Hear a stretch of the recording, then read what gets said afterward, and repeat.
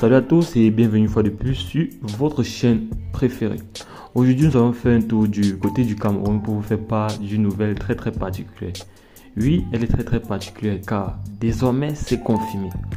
Mais avant d'entrer dans le vif du sujet, nous allons faire un petit débriefing pour que vous puissiez mieux comprendre de quoi il est question. Paul Biya, le président du Cameroun, est mort dans un hôpital en France. Affiche un message sur X vu plus de 160 000 fois depuis le 8 octobre.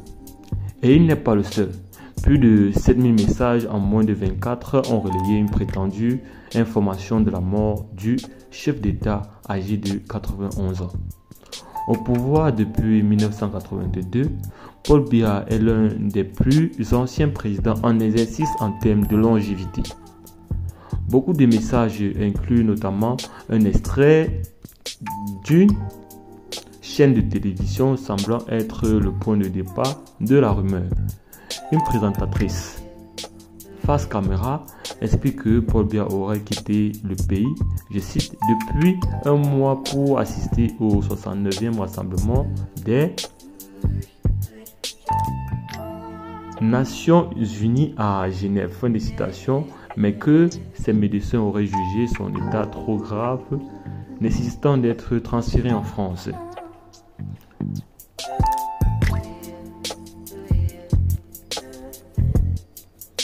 L'équipe des vérificateurs a pu remonter à la source de l'allégation de la mort du président camerounais. Elle a été partagée lundi 7 octobre en fin de journée, autant pour moi, par ABS Africa, une chaîne de télévision privée basée à Houston, au Texas. À travers ses reportages, la chaîne ne cache pas son soutien à l'Amazonie, une région anglophone indépendantiste du Cameroun, dont le leader s'oppose aux autorités camerounaises. Paul Biya est régulièrement vu comme un des derniers remparts à l'unité du Cameroun et son décès poserait la question de l'autonomie des régions anglophones, estime notamment la revue de géopolitique. Une analyse de la diffusion de la rumeur montre qu'elle a majoritairement été amplifiée par les médias nigérians reprenant l'affirmation telle qu'elle.